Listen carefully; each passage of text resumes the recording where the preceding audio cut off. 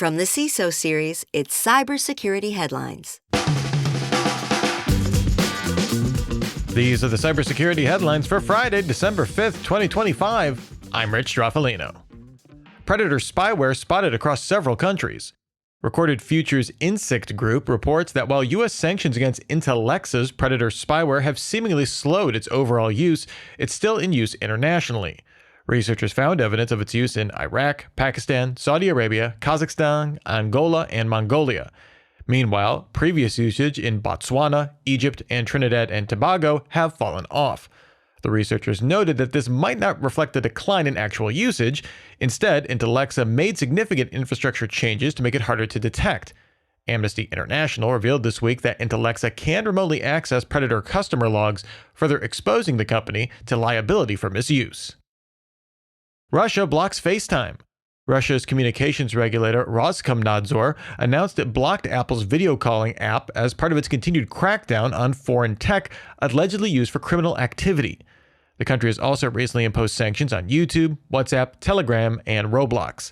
Without providing any evidence, the state regulator said, according to law enforcement agencies, FaceTime is being used to organize and carry out terrorist attacks in the country, recruit perpetrators, and commit fraud and other crimes against Russian citizens.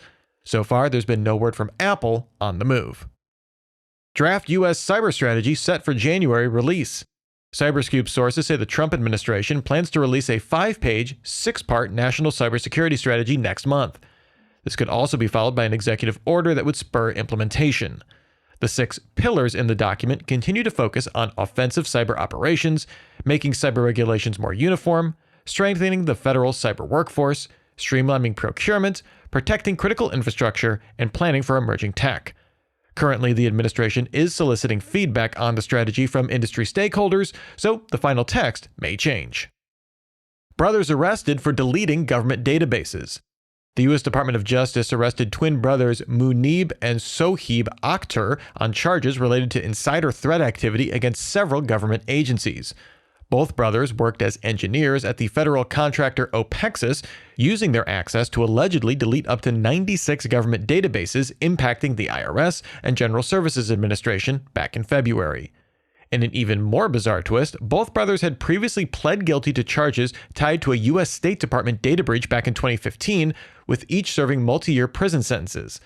Both brothers denied wrongdoing in an interview with Bloomberg earlier this year. And now a huge thanks to our sponsor, Vanta. What's your 2 a.m. security worry? Is it, do I have the right controls in place?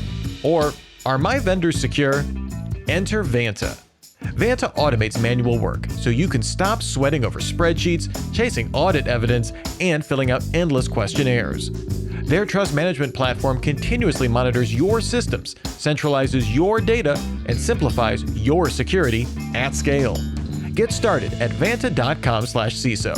That's VANTA.com/CISO. Arizona sues Temu.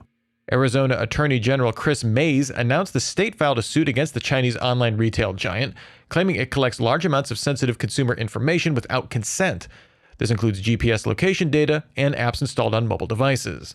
The state also alleges that Temu's app code is deliberately designed to obfuscate security reviews. This isn't the first state to take such action. Kentucky, Nebraska, and Arkansas also filed similar suits in recent months.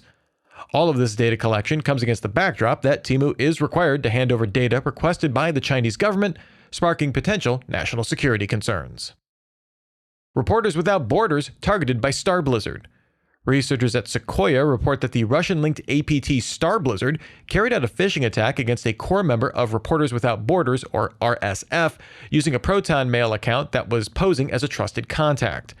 This email mentioned an attached document for review, but it was intentionally left off.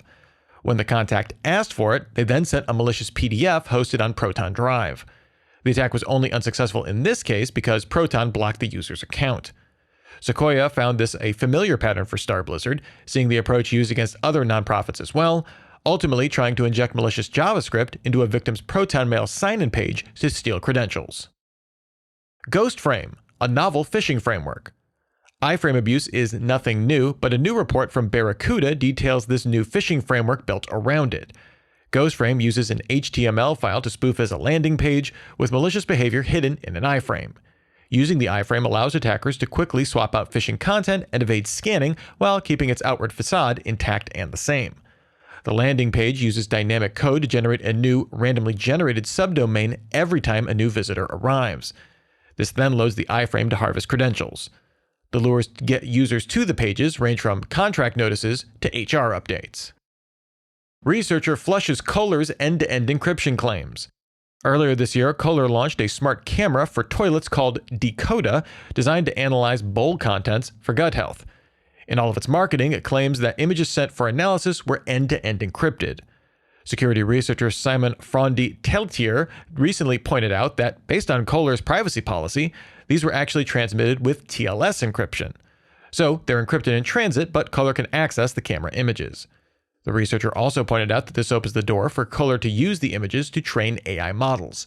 However, Kohler responded that its algorithms are trained on de-identified data only. Have you put in a calendar reminder to join us for the Department of No on Monday? Before you move on to your next podcast, take a second, add a weekly reminder to join us every Monday at 4 p.m. Eastern on the CISO Series YouTube channel.